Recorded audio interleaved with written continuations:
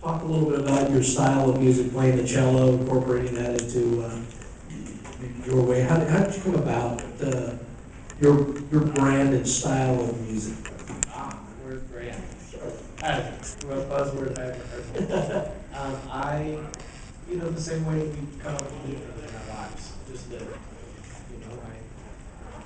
was born and raised in Lexington. My grandfather was an Appalachian fiddler. My dad played R&B guitar. My mom sang. But I chose the cello in local schools. And the music that's taught as the vernacular, in schools on cello is classical music. So I had these real, all kinds of influences coming in at me from all kinds of places. I was studying classically, but when I would go home and play with family and friends, I was doing more R&B and folk. And so those two things, just letting those two exist beside each other, they sort of included upon each other. And then, I know there was no one point of realization. I don't do anything that's really innovative. It's just techniques that I steal from other places. How many different instruments do you play? I just play strings. You've seen Apocalyptica? I have not seen Fun. You should check it out. They've all play cello. It's heavy metal. Well, I know their music. I Okay. just haven't seen it. You haven't seen them yet. Yeah. I saw it today, and I saw you, and I was like, that's not the same, but some different ways to use the cello is coming about. Exactly. Yeah, I mean, they're really good arrangers. Yeah. They really pull this music onto the cello. They're not really like pushing the cello into that music too far. They're Right. really bringing the music to the cello. So it's a different approach. I really like, watching bands like Rasputin and Rashad Eggleston, people who go there with the cello, as opposed to bring this rock music to like a pretty cello place. Can you tell us something about your mountaintop removal involvement? I understand you're fairly passionate about that. I am fairly passionate about that. I fairly may not be that. It's where mountaintop removal coal mining destroys a lot more than just, there's a lot of focus on the environment. Mm-hmm. Because it's very easy. You see it, the mountaintops go. You strip it. But it's really the social and cultural aspects that really profoundly affect me. Mostly because the music that I play, so much of it's influenced by culture, the songs, and the stories of that area of Central Appalachia. And so I feel like we're losing, for me, I'm losing part of my personal family heritage. And I feel like as a nation, we have so much invested in like country music and all these stories and the imagery of that cabin in the woods and all this stuff. All that's based in Appalachia. So things that we identify as being American are being absolutely destroyed for something as obtuse as coal. Now that would be one thing if we were back in the Industrial Revolution and we just needed to push and push and push and all these things. And I'm not against coal. I feel like coal is a tremendous gift for us as a nation and Appalachia. Mining and giving it to us is a big deal.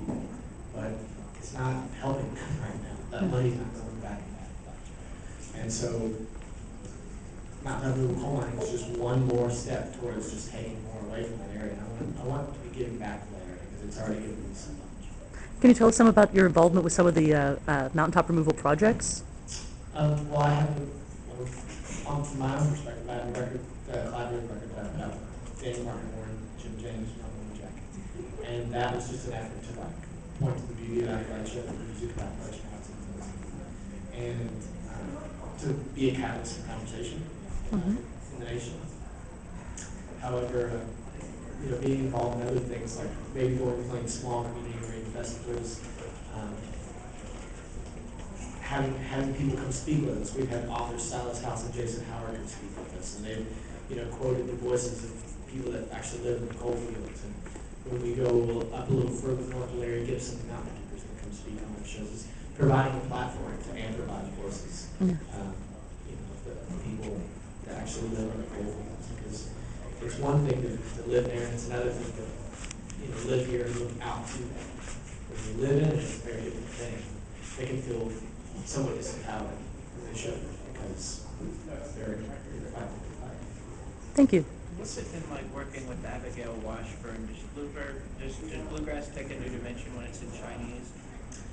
No, it's still based in the crux of mountain rock. The thing about Abby is, she loves China. She loves the heritage and the culture there.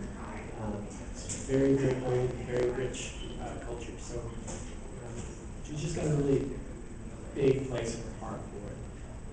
But the really interesting thing about Abby is that Chinese is her second language, but she actually writes original music in Chinese. And of course, in China, that's not the standard. You know, the standard is much more to perform traditional music to its highest level. So there is the ideal performance to perform to. It's kind of similar to classical music in a lot of ways. You know, folk music in China is classical. In Western classical music, there is like the ideal of the perfect performance. You know, where you really translate what's on the page to its very highest level to the expectations of the composer. You know, there is that level of expectation in Chinese music, and people don't just go out and compose their own independent music in Chinese. So they see this girl with big fluffy hair, you know, from the West, singing in their native tongue, writing her own songs. It's kind of revolutionary. It sort of sets fires in people. Some people really don't like it, and some people think it's just funny novelty, and some people are really sort of profoundly changed. Have you performed in China at Yeah, all? yeah, we've been to 3 tours in China. It's an amazing place. It's an amazing place. We were really honored to be invited to go to Tibet. Oh, wow. We did one of the first U.S. cultural missions.